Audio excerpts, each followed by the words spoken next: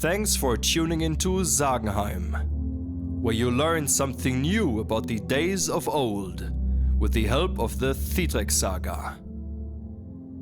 In the last episode, the fort Drekanfields was mentioned, as well as a woodland named Osning, and we got to know about the warrior Ekka. So now for something new. Thidrek rode back into the forest and did not know where to go. He was in an unknown land, and he had killed its chieftain. He now knew that everyone would show him enmity, as long as he was in this kingdom. Thidrek rode out of the forest, and as he rode, he saw a man riding toward him. The man was large of stature and well armed. It was Fasold, the brother of Ekka. They rode to meet each other, and Fasold thought his brother Ekka was there, because he recognized his armor. He called out to him, "Are you there, brother Ekka?"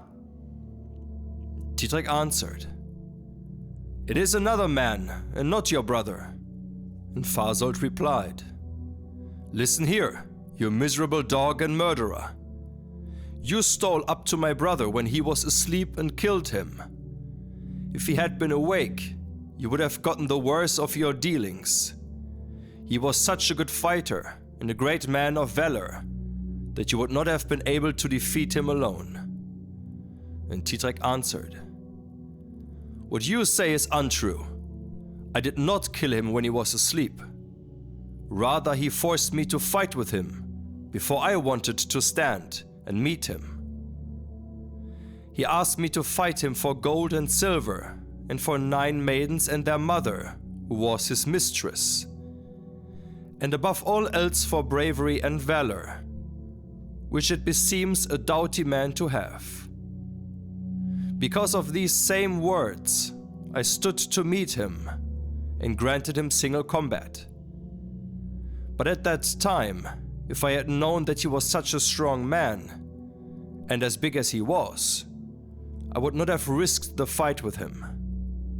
But I certainly took his weapons from him when he was dead, and you shall not refuse to acknowledge this, even if you think otherwise." Now Fasold drew his sword and rode at Thidrek with great arrogance and valor, and struck him with all his strength on the helmet, so that he fell off his horse.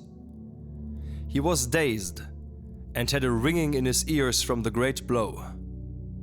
Now Fasold remembered that he was not supposed to strike anyone with his sword, nor rob him of his weapons, when he had felled him with a single blow. He turned and rode back to the castle. When Thidrek regained his wits, he stood up very quickly and leapt onto his horse. He certainly wished to avenge himself. He saw where Fasold was going and called out, "If you are as good and bold a fighter as is said, then wait for a man and do not ride any farther. But if you do not want to wait, then protect yourself from every man's scorn, which you will receive if you do not try to avenge your brother." And when Fasold heard that, he turned his horse back and wished to fight him rather than endure any further shame. And when they met, each dismounted and approached each other to fight. And after that, they practiced their skill at weapons between them hardily and boldly, and each offered the other many great blows. Thidrek received 3 wounds, but they were not serious. Fasold, however, received 5 wounds, and they were all large, and he was beginning to tire from the wounds and the bleeding. He saw that his condition would get even worse before they parted, if they fought any longer. As it is said, everyone gives up his life with the greatest reluctance. Even though Fasold was a man of great valor and quite a good fighter, he asked to give up his weapons and to become Thidrek's liege man. Thidrek answered, "You are a good warrior and a courteous knight. You shall receive truce from me, and I will not accept you as a liege man, because I killed your brother, and I would scarcely be able to trust you as long as that has not been settled. But if you accept my offer, we shall put our hands together, and I shall offer you the honor of exchanging oaths of comradeship, so that each shall help the other in any need, and we shall be like natural brothers, and each shall call the other his equal." Fasold accepted this offer gladly, and thanked him, and each swore the other his oath. They mounted their horses, and rode away swiftly. It is now to be told that Thidrek set out to return to Bern, and it seemed to him that he had achieved his mission, and he knew that, when he returned home, he would be no less famous than he had been before. They rode until evening fell, and when they arrived at a place called Aldensjela, where they spent the night. In the morning they set out, and rode through the forest called Rimslo. There came towards them an animal of the kind called an elephant, the largest and fiercest of animals. And Thidrek spoke to Fasold, "Good warrior, will you help me if I ride after this animal? If we are able to overcome it, that would be called a great deed of daring."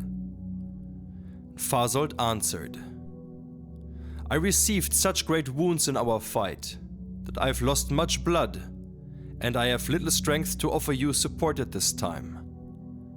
I expect that, if you ride against this animal, you will say, if you come back at all, that you have never been in such peril."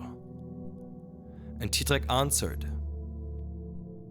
"If you are not able to grant me aid, then let him grant me guidance in whom I believe, and I shall go ahead whether it turns out well or ill." And he rode toward the animal, and when he was a short distance from it, he dismounted from his horse and tied it to an olive tree. He then went toward the animal and struck at it, but the sword did not cut. The animal struck him with its front feet so that he fell. And when Fasold saw that he was in such a strait, he rode over and intended to give him whatever aid he could. He leapt off his horse and went to where the animal was, but he could not find the place on the animal where a blow would do some good. And Fasold spoke to Thidrek, who was laying beneath the animal. "If you could get your hands free and take hold of your sword, then you could strike it into the animal's stomach near the navel. I expected it would cut there." And the animal pressed him so hard that he could scarcely move.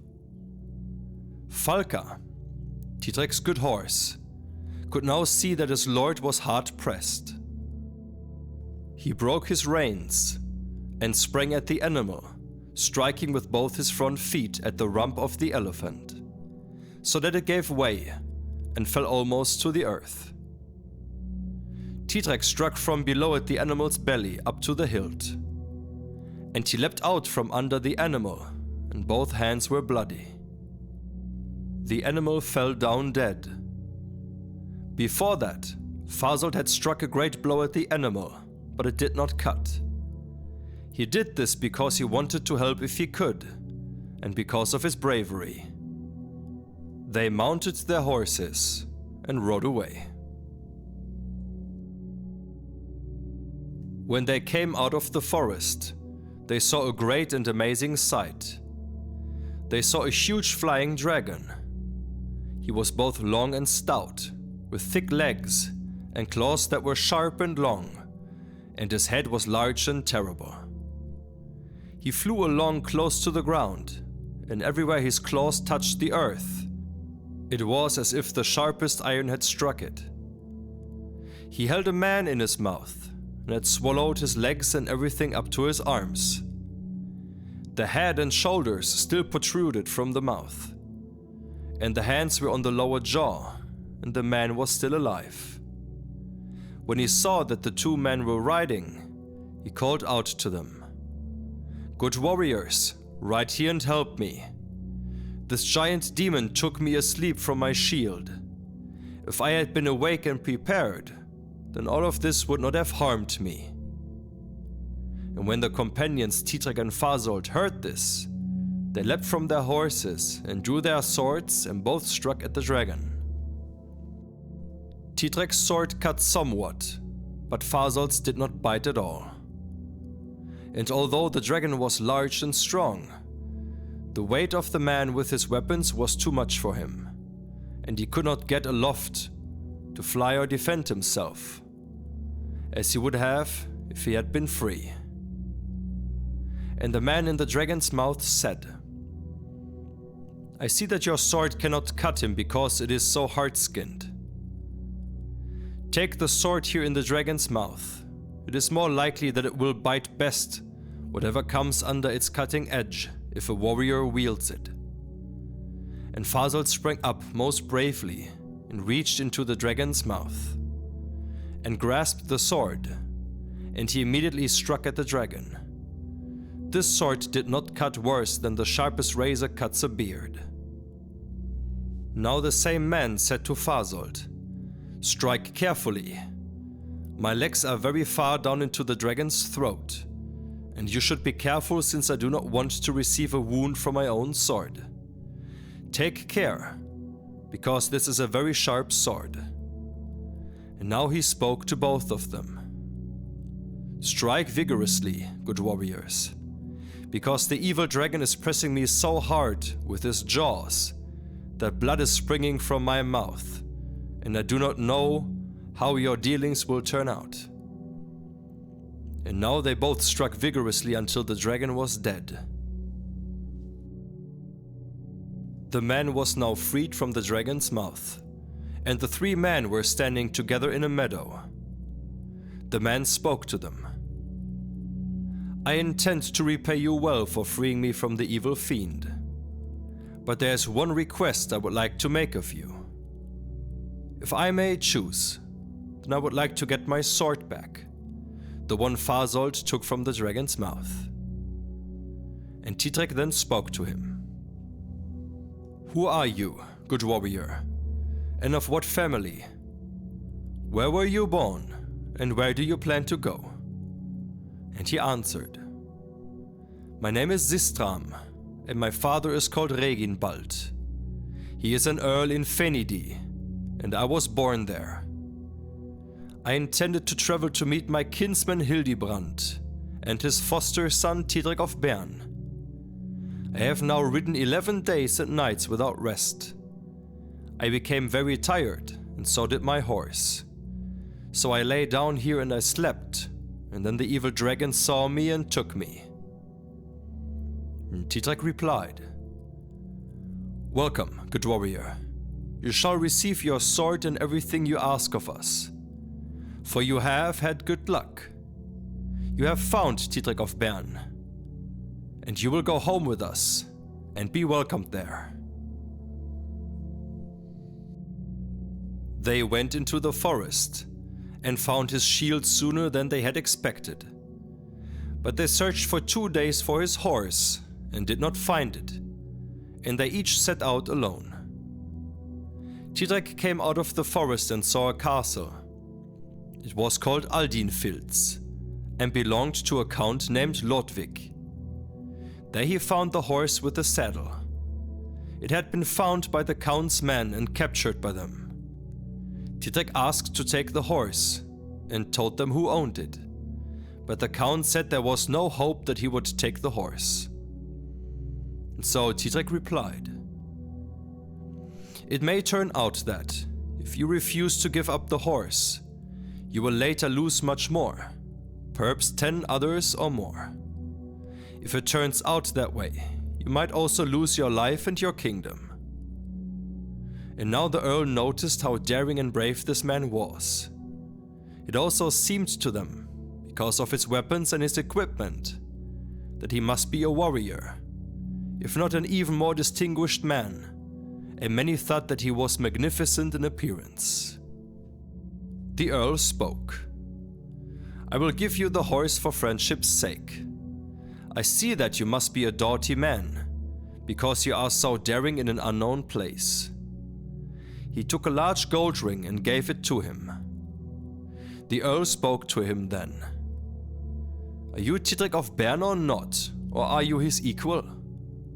And Thidrek spoke. "I shall not conceal my name. I am Thidrek, the son of Thedma of Bern. Have thanks for your goodwill and live in health." And the Earl wished him farewell, and he rode away until he found his companions. Sistram leapt onto his horse, as did the others. And they now rode all together, and did not stop until they reached Bern. And there Thidrek and his companions were welcomed warmly, as was to be expected. And with these last words, the end of the 20th episode of the Thidrekssaga has arrived. In the 21st part, you will hear about Hymir's banishment. You'll get to know about the upbringing of Thidleif the Dane, and his farewell from home. So stay tuned for more, and thanks for tuning in. See you again next time, back here at Sagenheim.